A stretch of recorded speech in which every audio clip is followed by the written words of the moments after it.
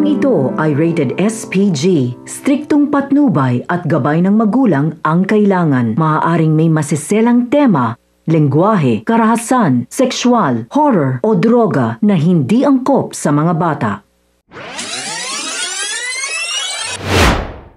Kapamilya, narito ang mga pinakamainit na tagpo sa FPJ's Batang Quiapo. Magkahalong lungkot at saya ang naramdaman ni Tanggol nang muling magkrus ang landas nila ni Ramon.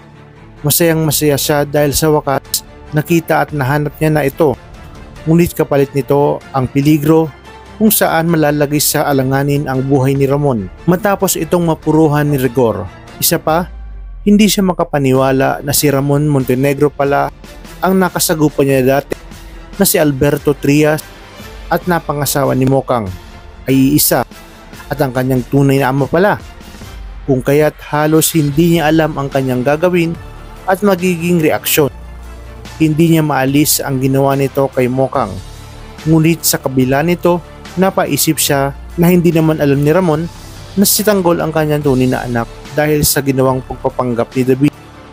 Maya-maya pa ay lumabas na ang doktor at tumuting na rin si Marites. Sinabi ng doktor na kinakailangan umanong masalinan ng dugo si Ramon dahil sa dami ng dugong nawala dito. Alam ni Marites na si Tanggol ang tanging makakapag-donate ng dugo kay Ramon, kaya naman makikiusap siya kay Tanggol. Walang nagawa si Tanggol kundi mag-donate ng dugo dahil marami pa umano siyang katanungan kay Ramon na dapat nitong sagutin. At di nagtagal nagkamalay na nga si Ramon. Emosyonal na sinabi ni Tanggol na bakit ito nagpanggap na Alberto Trias. Dito na ipinaliwanag ni Ramon ang lahat at sinabi na alam niyang hindi na siya mapapatawad ni Tanggol.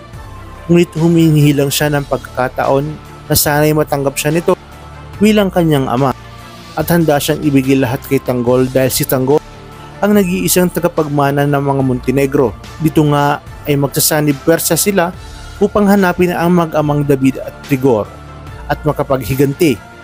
Magbabago na rin ang buhay ni Marites dahil hindi na babalik sina Rigor at David sa Quiapo.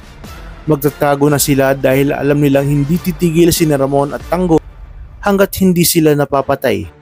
Sino kaya kina David at Rigor ang tuluyang magpapaalam sa kanilang susunod na pagtutuos? Talagang kapanapanabik ang mga susunod na tagpo sa teleseryeng ito. Kaya naman tuloy-tuloy ang pagsubaybay. Maraming salamat sa inyong panonood at pagpalain tayong lahat, kapamilya.